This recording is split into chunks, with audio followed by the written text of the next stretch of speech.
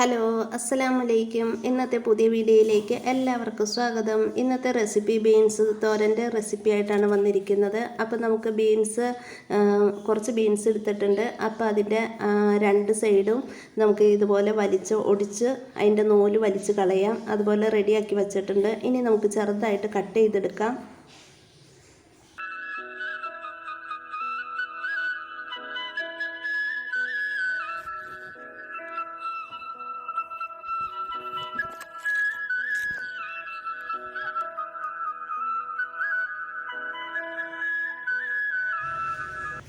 അപ്പോൾ നമ്മൾ ബീൻസൊക്കെ കട്ട് ചെയ്ത് കഴുകി അരി വെച്ചിട്ടുണ്ട്. അപ്പം ഇനി നമുക്ക് ചട്ടി അടുപ്പത്ത് വെച്ച് ഓയിൽ ഒഴിച്ചു കൊടുക്കാം.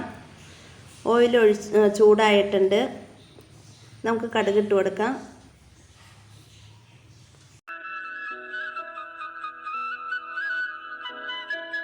കടുക് പൊട്ടി കഴിയുമ്പോൾ കുറച്ച് കറിവേപ്പില ഇട്ട് കൊടുക്കാം. കറിവേപ്പില പൊട്ടി കഴിയുമ്പോൾ നമുക്ക് ഉള്ളി മുളക് ഇടിച്ചിട്ട് കൊടുക്കാം. ഞാൻ ഉള്ളി മുളക് ഇടിച്ചിട്ടാണ് തോരൻ വയ്ക്കാറ്. അപ്പോൾ നമുക്കത് ഇട്ട് കൊടുത്ത് നന്നായിട്ട് മൂപ്പിച്ചെടുക്കാം. കുറച്ച് മഞ്ഞൾപ്പൊടിയോടെയും ചേർത്ത് കൊടുക്കാം.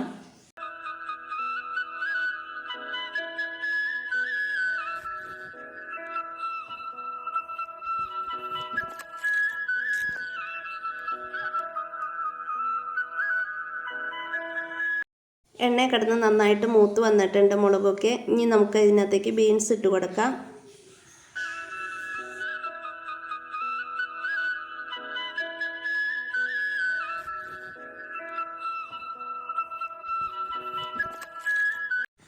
ബീൻസിന് ആവശ്യമായ ഉപ്പോടെ ഇട്ട് കൊടുക്കാം. ഒന്ന് ഇളക്കി കൊടുക്കാം നമുക്കിനി.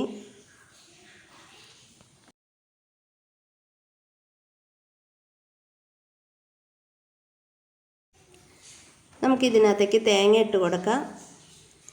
തേങ്ങ ഇട്ട് കൊടുക്കുമ്പോൾ നല്ലൊരു പ്രത്യേക ടേസ്റ്റല്ലോ. അത് എല്ലാ ഓലത്തിനും അതെ, നമ്മൾ തേങ്ങ ഇട്ട് കൊടുത്തു കഴിഞ്ഞാൽ നല്ല ടേസ്റ്റാണ്. അപ്പോൾ നന്നായിട്ട് ഇളക്കി യോജിപ്പിച്ച് കൊടുക്കാം.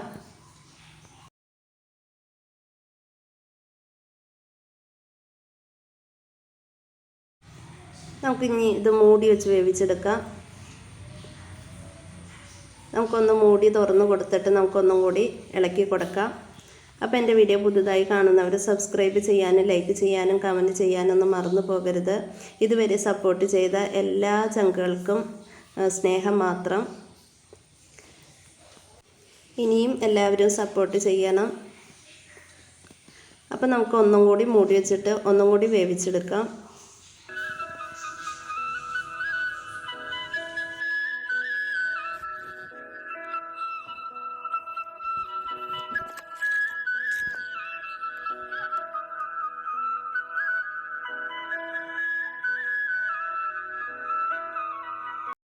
അപ്പോൾ നമ്മുടെ ബീൻസ് പയർ റെഡി ആയിട്ടുണ്ട്. അടിപൊളി ടേസ്റ്റാണ്. നമുക്ക് ഈ ഒരു തോരനൊക്കെ മതിയിട്ട് ചോറുണ്ണാനൊക്കെ ആയിട്ട്. അപ്പോൾ ഇന്നത്തെ വീഡിയോ ഇത്രേ ഉള്ളൂ. അപ്പോൾ പുതിയ വീഡിയോയുമായി അടുത്ത ദിവസം വരാം. അതുവരേക്കും അസ്സലാമലൈക്കും.